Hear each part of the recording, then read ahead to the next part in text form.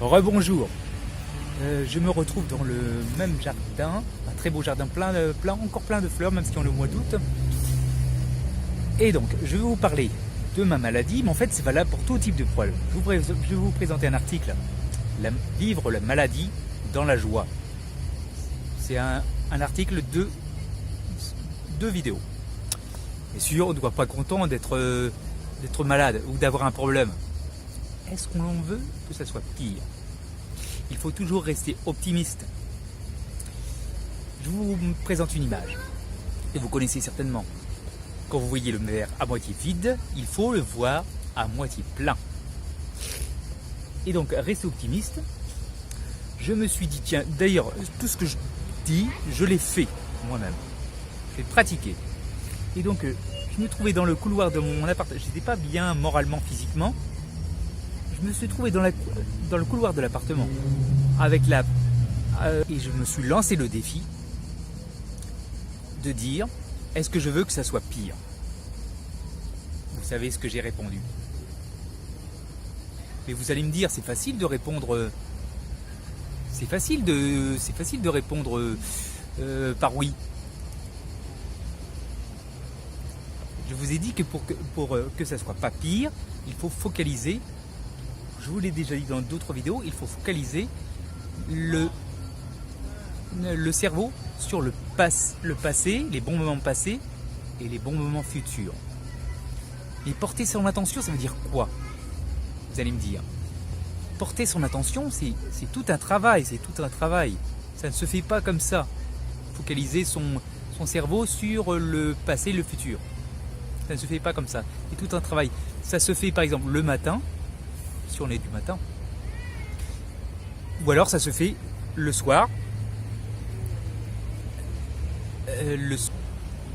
un stylo, une feuille, et voilà. Vous notez tous les bons éléments passés et futurs sur une feuille avec l'aide d'un stylo, et vous, par exemple, vous pouvez le noter sur votre smartphone, et pendant la journée, vous essayez de simplifier au maximum. Et tout en simplifiant au maximum, il faut rendre le souvenir ou l'objectif futur, la vision future, la plus réelle possible.